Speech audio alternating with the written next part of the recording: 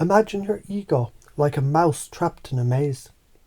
Every turn, every twist, every glittering dead end is a if I just do more, get more, know more trap. You're trying to solve this maze with a calculator, a spreadsheet, a flowchart, while your heart and gut, they're waving a neon flag saying, "You idiot, stop thinking, feel." You already know how this works. Think about the last time you just knew something in your gut. Maybe it was avoiding a toxic person, or choosing a path in your life that logic said was illogical. That wasn't your prefrontal cortex firing. That was your body's intelligence, your neural wisdom, speaking a language your ego refuses to learn. And here you are, trying to brute force enlightenment like a programmer debugging code, when the code you need to debug is you. See, thinking alone is like trying to light a candle with a magnifying glass on a rainy day. The fire is there. It's the heat of your emotions, the pulse of your being. But your logic is standing there shaking the magnifying glass, hoping the sun comes out. And the irony, the sun never leaves. It's always shining inside you. But you're too busy calculating margins and measuring to notice. Now imagine the consequences of continuing this mouse logic. You climb higher, achieve more, get the title, the accolades, but the emptiness grows. It's like building a skyscraper on quicksand. Each floor you stack only sinks you deeper. You may impress everyone else, but inside, the silence grows louder. The gnawing grows sharper. But here's the twist. When you start listening to your body, your gut, your heart, suddenly the maze wall melts. Your intuition becomes the guide. The neural whispers of your own organism tell you the next step. And the amazing part, you already do this every day, in little ways.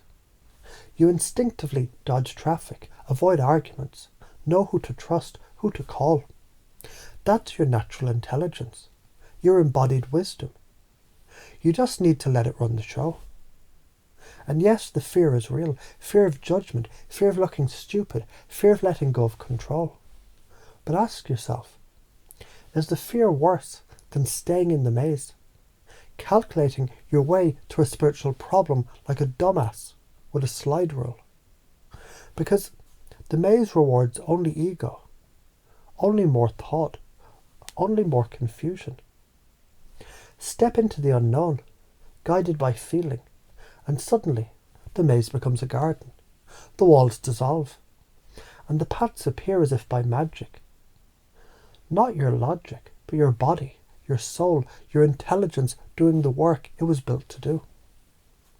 Science backs this up. Neuroscience tells us your gut has neurons, your heart has neural networks. Your body literally processes information before your conscious brain does. Your body knows first. Your mind rationalizes later. Logic is a follower. Feeling is the leader. The ego gets stuck because it wants to lead, but it's carrying a backpack full of stones. Drop the stones, trust your body. Watch your life rearrange itself with a rhythm and grace your calculator could never predict. Now imagine a future where you obey your gut, your heart, your body. Doors open without effort. Relationships deepen without strategy. Success flows without struggle. Contrast that with the other future, the one where you keep thinking, calculating, striving. Achievements stack. Burnout grows. Emptiness echoes. Karma kicks in because life doesn't reward arrogance. It rewards alignment. And here's the hardest truth. The ego hates this because it's lazy and self-obsessed. But the divine masculine inside you, the unflinching, no bullshit guide, knows the pain of staying stuck is worse than the fear of letting go. So listen to that guide. Feel it in your gut. Trust it in your heart. Let it lead.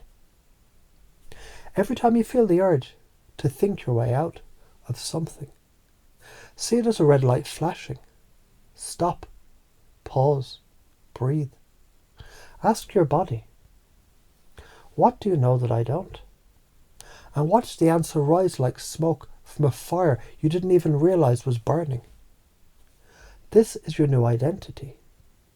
A human who feels first, thinks second, who navigates life by the intelligence of their own embodiment, not the ego's tired spreadsheet, who sees the maze, laughs at it, and walks through it with effortless knowing. The world can throw chaos, judgment, or applause at you.